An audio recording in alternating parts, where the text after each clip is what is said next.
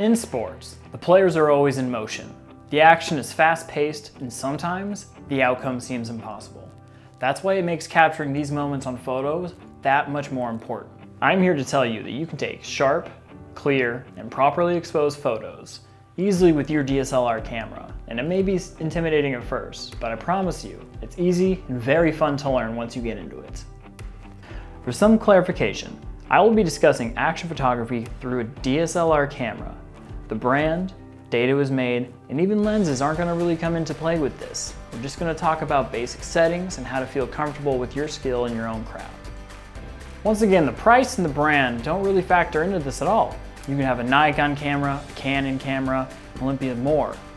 What matters is kind of a basic understanding of how each of these cameras work, and they all have the three settings that we're going to talk about. Those settings that we're going to talk about are going to be the shutter speed, the aperture, and the ISO.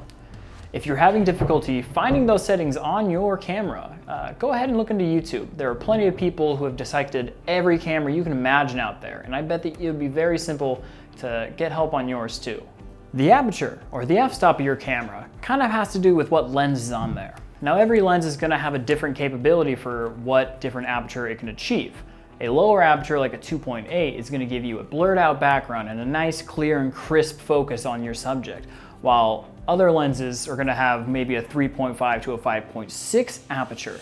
Now although you might want to have a 2.8, these lenses are a little more expensive, and if you're just starting out, there's absolutely nothing wrong with having a 3.5 to 5.6 aperture lens. These still will take amazing clear photographs. Remember, try to go as low as you can with the aperture to get that blurred out background, but if you can't, it's all right, and you can make up for that. The shutter speed will adjust how fast your camera allows the shutter to open and close. And what that means is that's the amount of time it takes for your camera to take a photo. The higher shutter speed you have, the faster it'll take that photo. If you have it in a burst mode like you would for action photography, you're gonna hear something kind of like this. This means that it's, every time that that's clicking, it's taking a picture. And that's what you want in action photography, because in those moments, you're gonna wanna take a lot in a row, or else you might miss that big shot. The downside to a faster shutter speed is that your camera is gonna allow less light to come in, which means a darker photograph. The next setting that you're gonna have to adjust based off that is gonna be your ISO. Now the ISO digitally brightens your image, and the higher the ISO setting, the brighter your camera's image will be. The downside with this is that when you're digitally brightening an image, the more you do it, the more noise and pixelation you'll start to see in your image. As a photographer, you need to find that middle ground of what ISO you need to be at, along with what shutter speed you have and the aperture for your camera.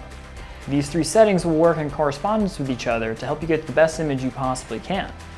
Now the ISO weighs heavily when it comes to the different environments and different lighting that you're going to be in when taking photographs. Now say you're in a bright, sunny day.